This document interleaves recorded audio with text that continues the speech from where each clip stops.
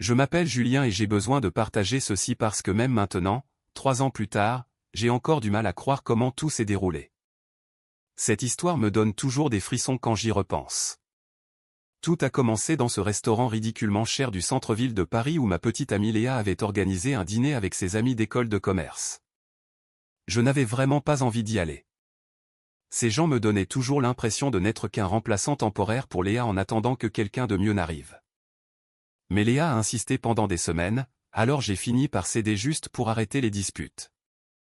Le restaurant était l'un de ces endroits prétentieux du 8e arrondissement où un seul plat coûte ce que je gagne en 3 jours à mon poste administratif. Léa avait spécifiquement choisi ce lieu pour impressionner ses amis, et je pouvais voir qu'elle était nerveuse à l'idée de faire bonne figure. Nous sommes arrivés avec un retard élégant et tout le monde était déjà installé à cette table massive au centre de la salle. Il y avait Marine, qui avait fait son droit et travaillait maintenant dans un grand cabinet d'avocats d'affaires à la Défense. Antoine, un ingénieur dans le secteur pétrolier, qui parlait constamment de sa compagnie de gaz comme s'il avait personnellement découvert le pétrole brut. Et Chloé, qui possédait sa propre agence de publicité et ne laissait personne l'oublier. Ils avaient tous des titres de poste impressionnants qui faisaient hocher la tête avec respect lorsqu'ils se présentaient dans les soirées. J'ai pris place à côté de Léa et je suis immédiatement passé en mode survie. C'est toujours ma stratégie lors de ces événements mondains. Sourire poliment, hocher la tête aux moments appropriés, faire un commentaire prudent de temps en temps, et attendre que ça se termine. J'ai commandé une bière alors que tous les autres prenaient des cocktails hors de prix et j'ai essayé de me rendre aussi invisible que possible. La conversation a immédiatement tourné autour de leurs dernières réussites professionnelles, de leurs augmentations de salaire et de leurs projets importants qui étaient censés changer leurs industries respectives. Marine venait de gagner une affaire très médiatisée qui avait fait la une des journaux économiques. Antoine revenait d'une conférence à Houston où il avait apparemment fait une présentation devant des centaines de personnes. Chloé avait décroché un contrat d'1 million d'euros avec un grand distributeur national et ne s'arrêtait plus de parler de la stratégie de campagne. Ils parlaient tous avec cette assurance particulière que donne le succès professionnel et la reconnaissance publique. Pendant ce temps, je restais assis là à siroter ma bière en les écoutant surenchérir pendant 2 heures pleines. Léa me jetait des coups d'œil tout au long du dîner avec cette expression étrange sur le visage, comme si elle évaluait quelque chose chez moi ou essayait de prendre une décision importante. Puis vint le moment qui a absolument brisé mon monde. Je ne me souviens plus exactement de qui a posé la question en premier, mais soudain tous les regards se sont tournés vers moi et quelqu'un a voulu savoir ce que je faisais dans la vie. Léa s'est raclé la gorge de manière théâtrale et a prononcé les mots qui me rendent encore physiquement malade. C'est Julien. Il travaille dans un petit bureau et fait des trucs sur des tableaux Excel. Un silence de mort est tombé sur la table. On aurait pu entendre une mouche voler. Puis elle a ajouté, comme s'il s'agissait d'une blague hilarante. Il n'arrivera probablement jamais à rien d'important, mais il est assez gentil. Tout le monde a éclaté de ce rire condescendant affreux qui vous donne l'impression d'être un petit enfant qui s'est égaré par erreur à la table des adultes. Marine a immédiatement fait une blague sur les gratte-papier et le travail administratif. Antoine a demandé avec une fausse inquiétude si je gagnais au moins un salaire décent en faisant des trucs sur ordinateur.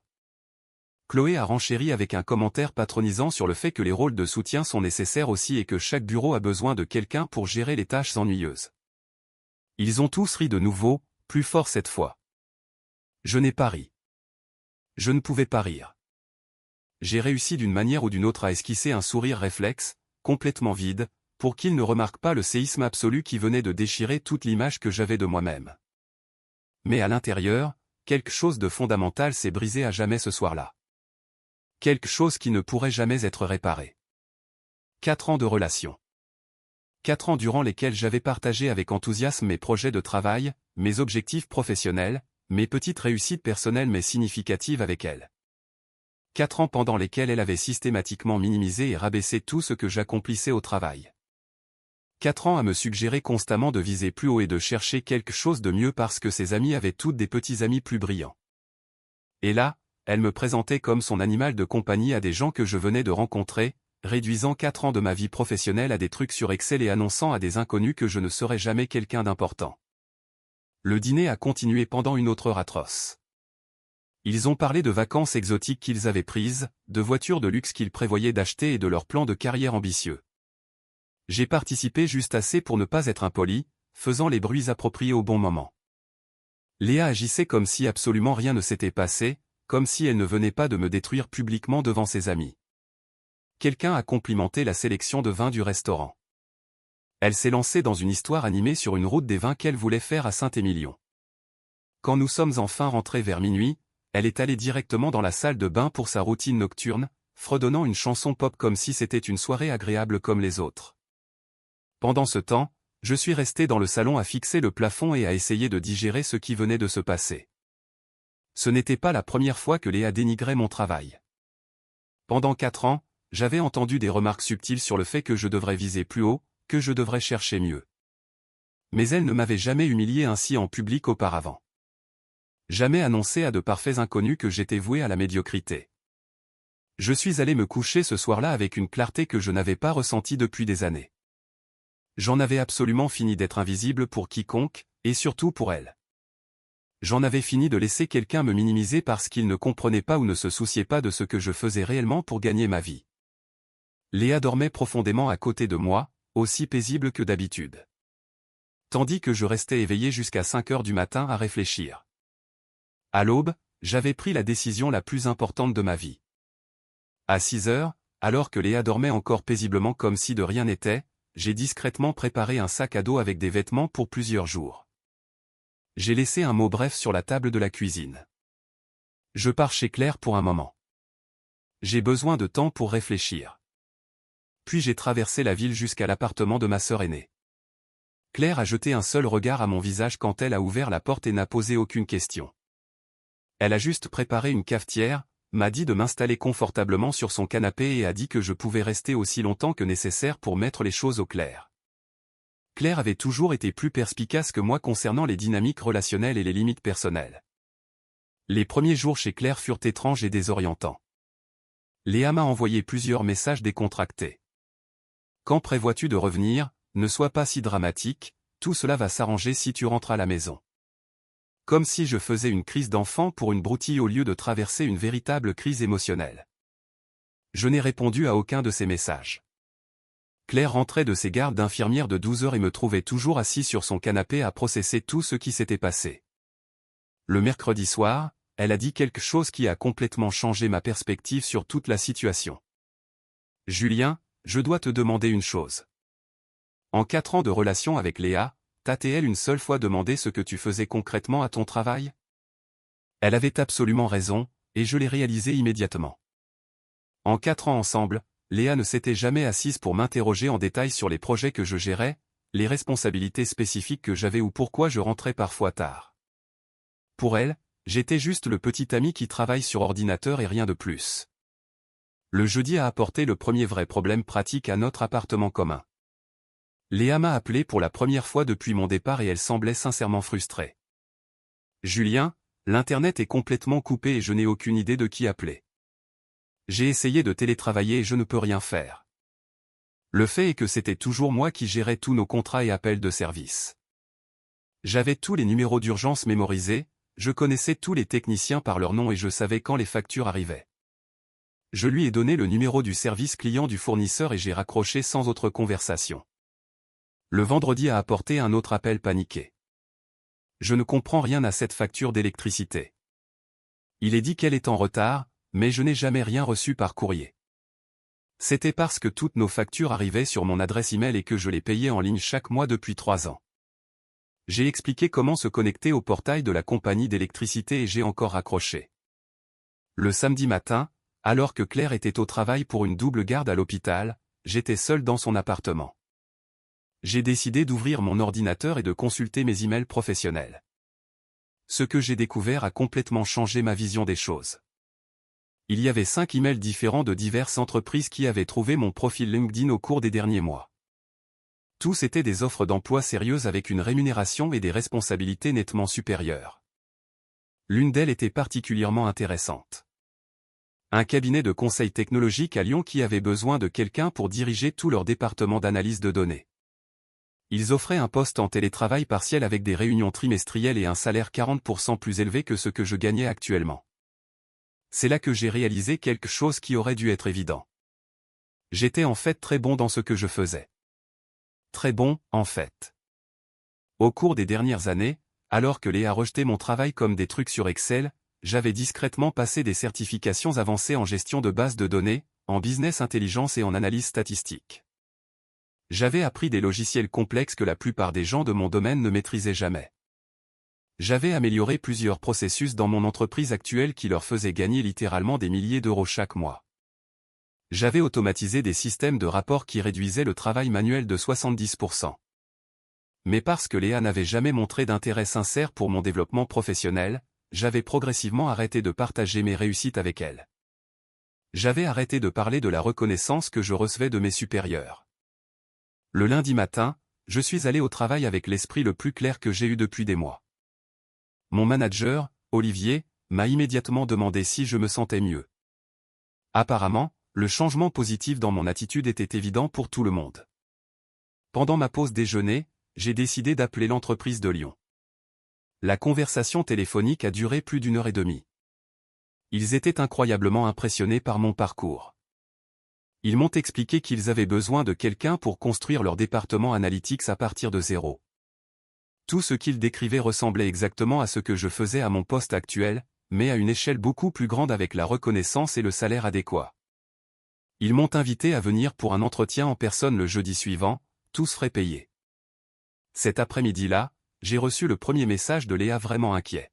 « Julien, s'il te plaît, rentre immédiatement. Le chauffe-eau est complètement cassé et je ne sais pas qui peut le réparer. J'ai appelé 3 plombiers mais aucun ne peut venir avant la semaine prochaine. Je prends des douches froides depuis 2 jours. » J'ai lu son message 3 fois, cherchant la moindre reconnaissance de ce qui s'était passé au restaurant, des excuses pour m'avoir humilié en public, la moindre conscience qu'elle m'avait profondément blessé. Il n'y avait rien, juste un agacement pratique parce que les choses ne fonctionnaient pas sans moi. J'ai répondu avec des informations basiques. Le plombier s'appelle Monsieur Rodriguez. Il est dans mes contacts sous le nom plombier urgence. Tu peux payer pour un service express si tu veux qu'il vienne plus tôt. Puis je n'ai plus répondu. Le mercredi soir, Claire est rentrée et m'a trouvé en train de faire ma valise. « Tu pars déjà ?» a-t-elle demandé avec surprise. « J'ai 7 entretiens à Lyon demain matin. Si ça se passe bien, je prévois de grands changements dans ma vie. » Claire a souri largement. C'était la première fois qu'elle me voyait prendre une décision importante sans consulter Léa d'abord, sans chercher son approbation. « C'est bien, » a-t-elle dit. Léa va devoir apprendre à apprécier ce qu'elle avait.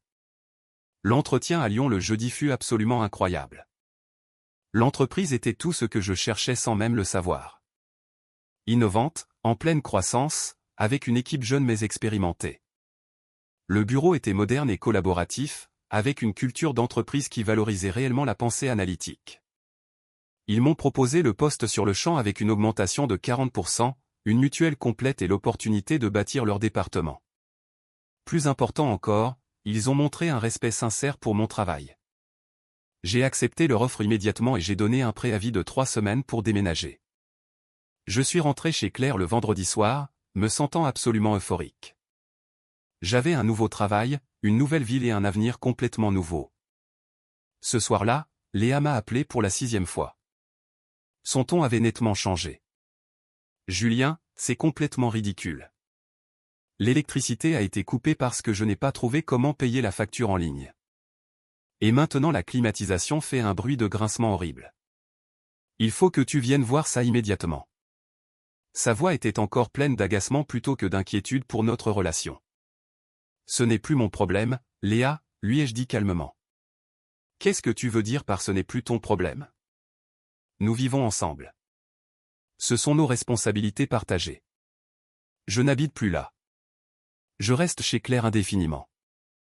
Et quand prévois-tu de revenir exactement? Vas-tu continuer ton caprice d'enfant pour le reste de ta vie? » J'ai raccroché sans un mot de plus. Claire m'a regardé. « Comment te sens-tu? » Pour la première fois depuis des années, j'ai dit honnêtement. « Je me sens important. » Les 3 semaines suivantes furent un tourbillon d'activités. J'ai officiellement donné ma démission. Olivier était surpris mais m'a félicité chaleureusement. Il m'a dit que j'avais été l'un de ses employés les plus précieux. Plusieurs collègues m'ont demandé de rester en contact. J'ai passé des heures en ligne à chercher des appartements à Lyon et j'ai fini par trouver un superbe 2 pièces avec un balcon vue sur la colline de Fourvière. Léa a continué d'appeler, mais elle semblait de plus en plus désespérée à chaque fois, tout en refusant toujours de reconnaître ses torts. Ses messages concernaient toujours des problèmes pratiques, des factures, des réparations, des mots de passe oubliés. Jamais une excuse. La dernière semaine avant mon déménagement, Claire m'a aidé à récupérer toutes mes affaires dans l'appartement que je partageais avec Léa. Léa m'avait envoyé un SMS pour dire qu'elle déjeunait avec sa mère. Nous avions donc plusieurs heures pour tout emballer. L'appartement était dans un chaos complet quand nous sommes arrivés. Des vêtements traînaient partout. De la vaisselle sale s'empilait dans l'évier.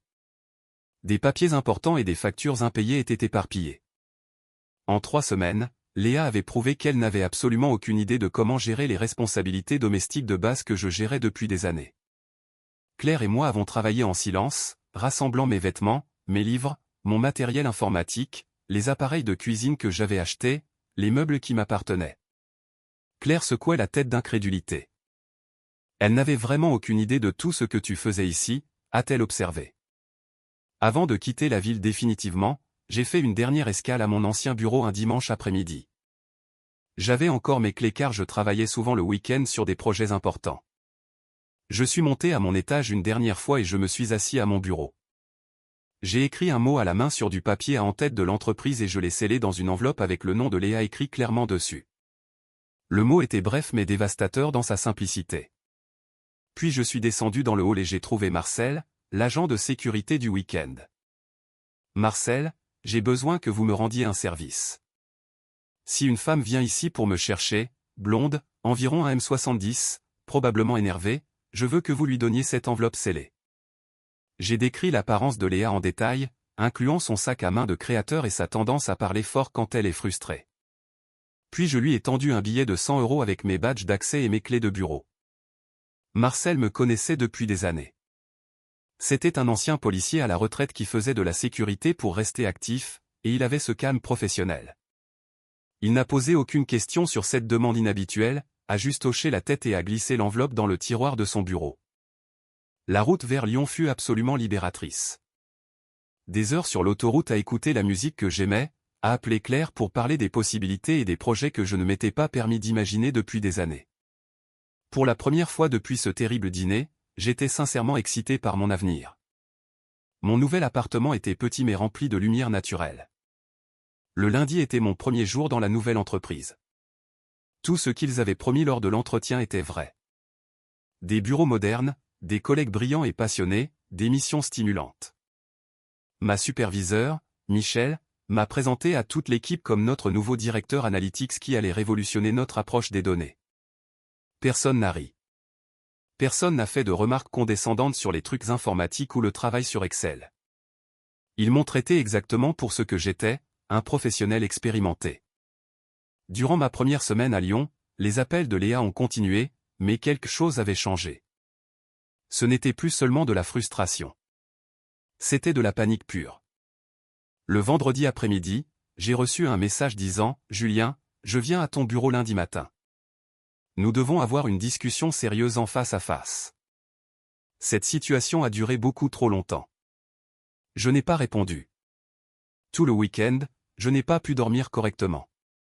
Je savais que lundi serait le jour où Léa découvrirait enfin ce qui s'était réellement passé. Le lundi après-midi vers 14 h, mon téléphone a sonné avec un numéro inconnu. J'ai répondu avec hésitation. « Julien, c'est Marcel de ton ancien bureau. » Sa voix semblait secouée. « Salut Marcel, que se passe-t-il ? Cette femme dont tu m'avais parlé, la blonde, elle est venue ici ce matin en te demandant. » Il fit une longue pause. « Julien, elle a complètement craqué quand elle a lu ton mot. Elle s'est mise à pleurer de manière hystérique dans le hall. J'ai dû lui donner de l'eau et des mouchoirs. Puis elle est partie en courant. Je suis resté silencieux. « Julien, tu es toujours là ? » ? « Oui, je suis là. » Merci de m'avoir prévenu, Marcel. « Julien, qu'est-ce que tu as écrit exactement dans ce mot ? » J'ai souri sincèrement pour la première fois depuis des jours. « Juste la vérité, Marcel. Rien que la vérité absolue. » Environ 1 heure plus tard, Léa a laissé un message vocal de près de 3 minutes. Elle ne pleurait plus.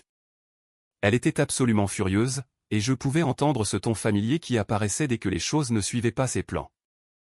Tu es parti sans rien me dire de tes vrais projets ou de l'endroit où tu allais. Tu as quitté ton travail dans mon dos et tu as déménagé à l'autre bout du pays comme un lâche incapable d'affronter ses problèmes. Est-ce vraiment ainsi que tu résous les problèmes de couple? 4 ans ensemble, Julien. 4 ans à construire une vie jetée à la poubelle parce que tes sentiments ont été blessés lors d'un dîner avec mes amis. Il y eut une longue pause où je l'entendais respirer bruyamment. Et maintenant j'apprends que tu étais en fait quelqu'un d'important à ton travail pendant tout ce temps. Que tu avais toutes ces opportunités dont tu ne m'as jamais parlé. Comme c'est pratique que tu n'aies jamais pris la peine de partager ces informations avec moi. Était-ce une sorte de test élaboré? Me testais-tu pour voir comment je réagirais? C'était du lait à tout cracher. Même quand elle réalisait enfin qu'elle avait perdu quelque chose de précieux, elle trouvait le moyen de dire que c'était entièrement ma faute. Je n'ai jamais répondu à ce message, ni à aucune de ses tentatives ultérieures. Les mois suivants à Lyon furent véritablement parmi les meilleurs de ma vie. J'avais un travail qui me stimulait intellectuellement chaque jour. Des collègues qui appréciaient mes avis. 1 an plus tard, Claire est venue me voir pour mon anniversaire. Nous avons passé le samedi soir à boire des bières artisanales sur le balcon de mon nouvel appartement, plus grand, avec une vue spectaculaire sur Lyon.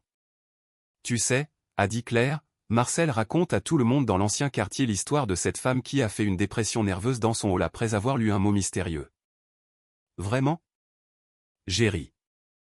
Alors, qu'as-tu écrit réellement dans ce mot? A-t-elle demandé avec curiosité. Juste la vérité. Qu'au cours des 2 dernières années, j'avais refusé 5 offres d'emploi différentes parce que je pensais que notre relation était plus importante que mon avancement de carrière. Et que ce jour-là, j'avais enfin accepté la 6e offre. Claire a ri et a secoué la tête. Court, efficace et dévastateur. Parfois, j'ai dit en regardant les lumières de la ville, les vérités les plus puissantes sont aussi les plus simples. Ce soir-là, après que Claire se fut endormie, je suis resté sur mon balcon en pensant à Léa, mais sans douleur ni colère. Je pensais à elle comme on se souvient d'une leçon difficile mais précieuse. Il m'avait fallu 4 ans pour réaliser que je méritais un respect et une reconnaissance de base. Une fois que j'ai compris cela, tout a changé. Parfois, les expériences les plus humiliantes nous enseignent les leçons les plus importantes sur nous-mêmes. Et parfois, la vengeance la plus satisfaisante consiste simplement à bien vivre et à prouver sa valeur à des gens qui savent l'apprécier. Cela fait 3 ans depuis ce terrible dîner, et j'y pense encore parfois. Mais maintenant, j'ai l'impression que c'est arrivé à une personne totalement différente. Aujourd'hui, je dirige une équipe de 18 professionnels hautement qualifiés. J'ai donné des conférences, publié des articles et je suis reconnu comme l'un des meilleurs analystes de mon domaine. Le mois dernier, je me suis fiancé à Juliette, une brillante architecte logicielle rencontrée lors d'un salon tech. Quand elle me présente à ses amis, elle parle de mon travail avec une fierté et un intérêt sincère. Elle pose des questions détaillées sur mes projets et célèbre mes réussites professionnelles. Le contraste avec mon ancienne relation ne pourrait pas être plus frappant. Je ne laisserai plus jamais personne me présenter comme le gars qui fait des trucs sur Excel, parce qu'il s'avère que j'ai toujours été quelqu'un de réellement important. J'étais juste invisible pour la mauvaise personne depuis trop longtemps. La différence, c'est que maintenant je connais ma véritable valeur professionnelle. Et cette connaissance change absolument tout dans ma façon d'aborder ma carrière et mes relations. Parfois, les gens qui prétendent vous aimer ne peuvent pas voir votre valeur. Mais cela ne signifie pas que cette valeur n'existe pas.